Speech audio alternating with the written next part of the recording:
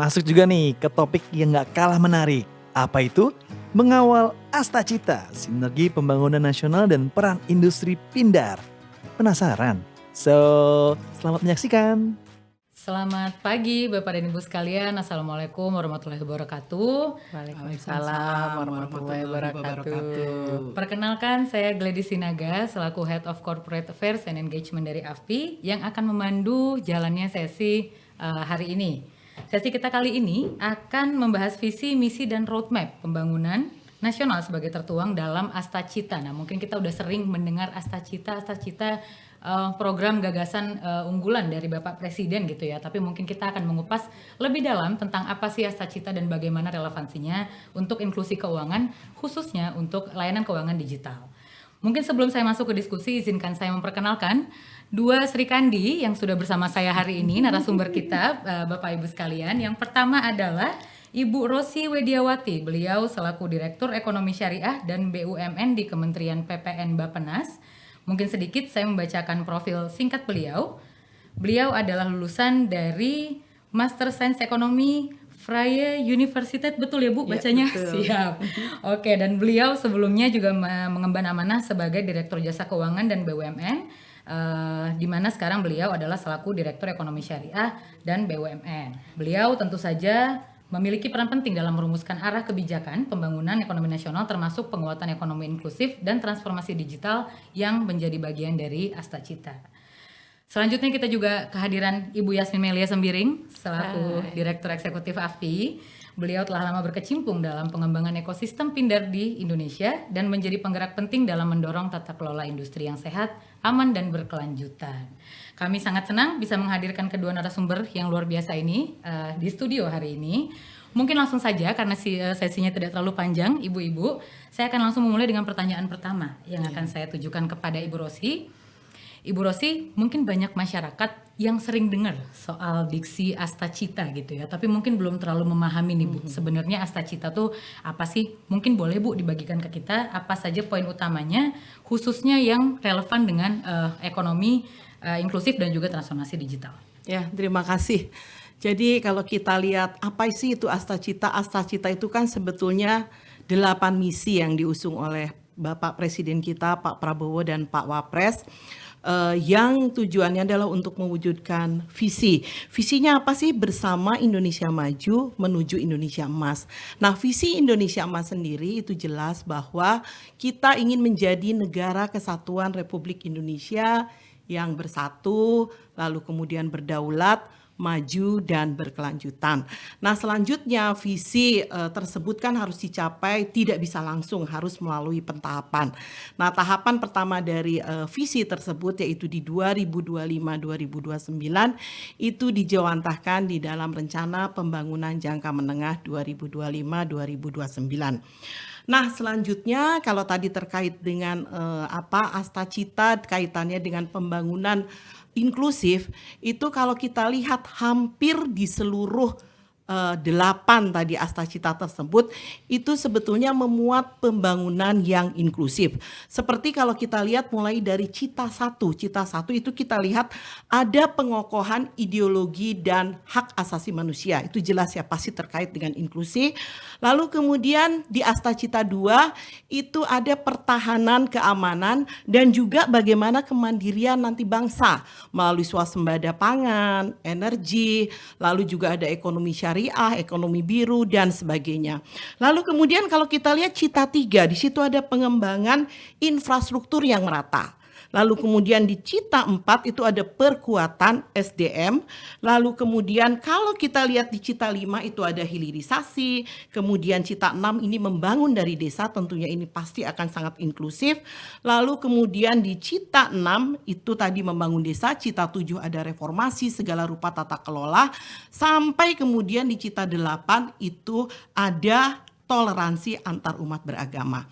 Nah, kalau terkait dengan tadi transformasi digital sendiri, itu secara eksplisit terlihat jelas di dalam Astacita 2. Ada ekonomi digital di situ, tetapi kalau kita lihat lagi secara keseluruhan, itu bukan cuma di Cita 2, tetapi ada juga di Cita 3. Kita lihat di situ ada bagaimana ekonomi digital, lalu di Cita 4, lalu di Cita 6, dan Cita 7. Nah, kenapa transformasi digital ini menjadi begitu penting? Karena dia akan menjadi salah satu key driver untuk menuju kepada pertumbuhan ekonomi yang mana kita tahu dalam waktu 5 tahun mendatang ini ditujukan untuk menuju 8%. Dan transformasi digital itu akan menjadi key drivernya. Begitu mungkin yang bisa disampaikan Siap. terkait dengan Astacita. Luar biasa. Jadi tadi sebenarnya sudah terangkum banyak ya Bu di Iya. poin-poin Astacita ya, nggak cuma sekilas-sekilas atau cuma 1-2 selewat-selewat ya Bu ya. Tidak. Relevansinya begitu kuat gitu. Begitu Oke, kuat. Bu, mungkin saya berikan pertanyaan lanjutan. Dalam roadmap pembangunan nasional, bagaimana Bappenas melihat peran sektor keuangan digital, termasuk mungkin industri kami Bu, fintech peer-to-peer lending atau Pindar gitu ya, sebagai pendukung pencapaian target Astacita. Kalau tadi kita lihat ya betapa Astacita ini kan akan menjadi sebuah misi ya dari bernegara dalam 5 tahun ke depan. Kami Bappenas ini melihat bahwa sektor jasa keuangan digital ini sebagai pilar yang sangat penting tentunya di dalam pencapaian Astacita maupun program-program pembangunan lainnya. Nah, sektor jasa keuangan digital ini merupakan salah satu enabler tentunya untuk meningkatkan pertumbuhan ekonomi. Karena apa? Untuk kita mampu menumbuhkan ekonomi yang tadi 8% itu tentunya butuh pembiayaan kan. Nah, itu sumbernya dari mana? Nah, salah satunya tentunya kita harus mempunyai sektor jasa keuangan yang kuat, dan tentunya di era digital sektor jasa keuangan digital ini menjadi sangat penting. Nah, sehingga yang dilakukan kalau kita lihat kembali RPJMN ataupun Astacita itu jelas bahwa ada arah kebijakan untuk nantinya bagaimana memperkuat ataupun kita memperdalam dari sektor jasa keuangan kita.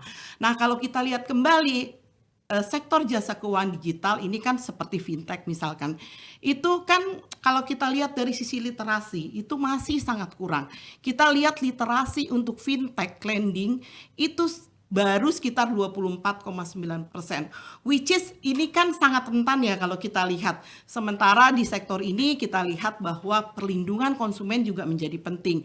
Jangan sampai nanti kan banyak sekali pinjaman yang dia itu ilegal, pinjol. Nah, seharusnya kan bagaimana nanti kita bisa menjelaskan bahwa ada perbedaan loh ini antara pinjaman daring dan pinjol. Nah, disinilah mungkin perlu kita nanti terus-menerus meningkatkan literasi keuangan digital.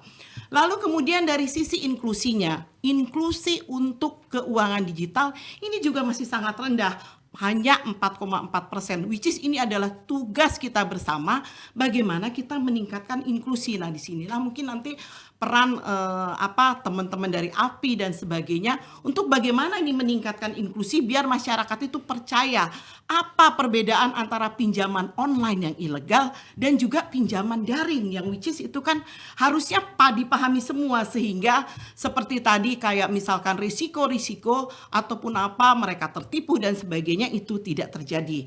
Nah, ini ada semua di dalam RPJMN. Lalu kemudian juga bagaimana nanti bisa misalkan untuk meningkatkan inklusi itu menciptakan suatu produk-produk ibaratnya yang mampu diakses masyarakat sesuai dengan kebutuhan masyarakat.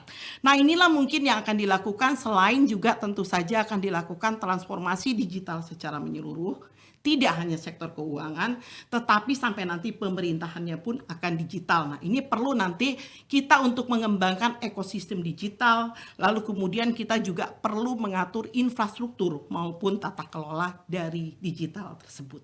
Oke, penting berarti untuk ada sinergi dan harmonisasi ya Bu. Berarti ini PR bersama-sama nih, nggak cuma hanya satu atau dua pelaku ini aja ya, industri ya Bu ya. Betul. Siap. Baik, terima kasih Bu Rosi. Mungkin saya ke Ibu Yasmin. Bu, berarti kan fokus pada peningkatan inklusi keuangan ini memang menjadi salah satu marwahnya di Astacita. Kalau boleh dibagikan Bu, kontribusi dari Pindar itu apa aja nih Bu untuk mendukung Astacita tersebut? Ya, terima kasih banyak Mbak Gladys. Sebelumnya saya luar biasa apresiasi sama Ibu Direktur kita Ibu Rosi karena rasa-rasanya itu menjelaskan Astacita itu lengkap ya. Iya. Kayaknya mimpinya beliau juga jangan mimpi mewujudkan Astacita, di dalam mimpinya juga berpikir bagaimana cara mewujudkan Astacita. Moga-moga sektor industri kami bisa membantu Bu. Karena memang tadi benang merahnya dari beberapa poin Astacita itu ada yang secara verbatim disebutkan untuk inklusi, ada yang lain-lainnya, poin-poin lainnya juga bercerita tentang inklusi. Dan kalau kita bicara tentang inklusi, khususnya di area keuangan, memang yang menjadi DNA-nya industri kami ini, industri pinjaman daring itu adalah menjembatani kesenjangan, Bu. Karena memang rata-rata yang kami layani itu memang lembaga keuangan formal yang membutuhkan akses ke jasa keuangan yang selama ini underserved atau kita bilang unbankable atau underserved. Menjawab pertanyaan Mbak Gladys, beberapa kontribusi nyata yang diberikan oleh Pindar. Pertama, kita memperluas akses pendanaan. Jadi sahabat Pindar ya, mungkin bisa nanti ada sesi testimoni dari sahabat Pindar terkait ini. Karena platform Pindar ini memang menghadirkan solusi yang lebih cepat, fleksibel, sangat membantu UMKM, khususnya UMKM segmen ultramikro. Karena UMKM kita kan memang sebagian besar itu dari individual owner ya Bu ya, mungkin belum punya legalitas seperti PT atau CV, tapi dia individual, tetap sah, tetap UMKM, tetap memberikan kontribusi terhadap perekonomian Indonesia. Jadi memang segmen market kami yang paling banyak itu di level UMKM ultramikro yang sering sekali kesulitan memperoleh pinjaman dari bank karena keterbatasan agunan atau dokumen formal. Itu satu yang dampak nyata kami. Kemudian kami juga bagaimana cara kami melakukan hal tersebut. Kami menghubungkan antara mereka atau borrower dengan lender. Nah, lendernya siapa? Lendernya itu berbagai pihak masyarakat Bu, termasuk individual, bahkan juga termasuk adalah lembaga jasa keuangan lainnya seperti perbankan. Kami sering sekali ditanyakan ya, bagaimana kami bisa menjadi jembatan bahkan kepada kakak kami, lembaga jasa keuangan yang sebelumnya telah hadir gitu ya. Lembaga jasa keuangan seperti perbankan atau bisa juga koperasi Bu, macam-macam jenis bentuknya. Karena kami memiliki kemampuan digitalisasi credit scoring Bu. Jadi teknologi digital untuk menilai resiko. Melalui apa? Melalui big data analytic, alternatif credit scoring, integrasi dengan ekosistem digital seperti e-commerce atau ride hailing. Jadi pelaku-pelaku UMKM yang belum memiliki jejak kredit yang formal bisa kami akomodasi, bisa dinilai kelayakan kreditnya. Teknologi ini menjadi jembatan agar mereka yang sebelumnya underbank dapat ikut masuk ke dalam sektor keuangan. Kemudian kami juga nggak sendirian, kami berkolaborasi dengan berbagai ekosistem pendukung dan rasanya sama-sama semuanya niatnya baik Bu untuk mendukung Astacita tersebut. Jadi dengan kontribusi itu moga-moga bisa menjawab pertanyaannya Mbak Gladys bahwa Pindar ini bisa jadi salah satu pilar penting untuk inklusi. Kurang lebih seperti itu. Jadi sejak berdiri sampai sekarang kita sudah menyalurkan kurang lebih 1.000 triliun Bu. 1.000 triliun. Ya. Pembiayaan kami bilang itu adalah silent majority, karena apa namanya itulah kontribusi nyata kami ke negeri ini. Begitu banyak orang yang sudah menerima pendanaan dari sektor Pindar. Moga-moga berdampak walaupun memang masyarakat ini sering sekali mispersepsi Bu. Karena di kita itu memang akses, tadi Ibu bilang ya, tingkat inklusinya masih harus ditingkatkan gitu ya Bu ya. Apalagi literasinya. Jadi kita memang hari ini sama-sama di podcast ini untuk meningkatkan literasi. Inklusinya juga masih perlu ditingkatkan. Akibatnya apa? Ada ekses memang Bu. Karena demand-nya itu melebihi supply-nya. Jadi karena ada ekses itu banyak juga demand ini dilayani oleh sektor-sektor yang kami bilang bahasa sederhananya. Karena kita podcast peminatnya masyarakat luas, kita pakai bahasa sederhana, kami bilangnya lembaga jasa keuangan KW. Produk KW gitu ya, produk pinjol itu. Jadi dia lembaga jasa keuangan tapi nggak jelas siapa yang ngatur, ilegal. Apalagi kalau digital ini kan gampang sekali disusupi oleh yang ilegal Bu ya. Nah jadi itu memang yang harus sama-sama kita berikan pemahaman kepada masyarakat, harus bijak-bijak, jangan sampai misi dan visi yang sangat baik dari pemerintahan dan dari kita semua ini ternodai karena masyarakatnya juga bukan, karena kalau kita bicara literasi Bu, Ibu udah berapa, mungkin setiap minggu ada aja keliling ya, memberikan literasi sama seperti kami juga. Tapi masyarakat juga harus mau menerima ya, memahami dan mempraktekkan. Jangan sampai kita berkata banyak memberikan pemahaman, tapi masyarakat tidak mempraktekkan, akhirnya terjebak ke yang ilegal-ilegal. Moga-moga menjawab. Siap Bu, sangat-sangat Pak Gladys. menjawab dan mudah-mudahan juga mencerahkan ya Bu. Ada beberapa mispersepsi mungkin yang kita tahu bergulir di publik gitu. Mudah-mudahan dengan adanya sesi ini tidak hanya saya sebagai moderator yang tercerahkan di sini, tapi juga lebih banyak dari audiens. Bu Yasmin, kalau kita bicara tentang Astacita itu kan tentang visi pembangunan nasional gitu ya Bu. Kemudian kehadiran industri pindar ini juga kan insya Allah memang memberikan kontribusi sebagai salah satu stakeholders gitu dalam grand ininya ya, grand picture-nya gitu. Kira-kira kalau langkah konkret industrinya Bu, itu apa yang dilakukan untuk agar selaras dengan visi pembangunan nasional tersebut? Ya, baik. Jadi kami di AFPI ini, kami bersama-sama seluruh anggota itu berkomitmen menjalankan beberapa langkah konkret, Bu. Yang pertama, kita bukan hanya memberikan layanan, tapi kami juga melakukan penguatan tata kelola dan perlindungan konsumen. Dari sisi regulator sendiri, OJK itu sudah mempunyai roadmap yang jelas terhadap industri pindar, di mana salah satu pilar utamanya itu adalah perlindungan konsumen. Jadi AFPI bersama dengan seluruh platform pindar itu kami menjalankan ada prinsip transparansi, keadilan dan mitigasi resiko. Sepanjang tahun itu kami sudah melakukan kurang lebih 4.000 kali Bu kami berliterasi, dan di dalamnya juga kami melakukan aktivitas-aktivitas seperti compliance stock, internal audit forum, semuanya diupayakan untuk langkah-langkah penguatan tata kelola. Kemudian dari sisi perlindungan konsumen, industri ini selain pengaduan konsumen yang dimiliki OJK, kami juga mempunyai pengaduan konsumen namanya Jendela. Jadi sahabat pindar, kalau sahabat pindar melakukan pengaduan konsumen melalui Jendela, yang kami lakukan adalah kami menganalisa Bu, kira-kira masalah apa yang real terjadi di lapangan. Jangan sampai kita over promising, jadi kita bilang nih layanannya bagus, layanannya ini, tapi kami juga memonitor nih Bu, kira-kira betul tidak layanan itu sesuai dengan roh kita. Kan roh kita itu menjadi jembatan inklusi gitu ya, tapi sesuai tidak dengan roh tersebut. Jadi kami punya Jendela, kira-kira setiap hari itu sekitar 120 sampai 150 aduan yang masuk. Tapi memang dari situ 80%-nya itu masih salah kamar, Bu. Masih punya orang lain rata-rata yang ilegal. Makanya tadi baik lagi ke literasi. Jadi itu yang pertama. Kemudian di AFPI kita juga punya fintech data center namanya Bu, di mana kita memiliki rekam jejak kredit para peminjam. Karena industri ini saat ini belum masuk SLIK Bu, akan masuk sebentar lagi di bulan Agustus ya. Di bulan Agustusnya akan masuk SLIK.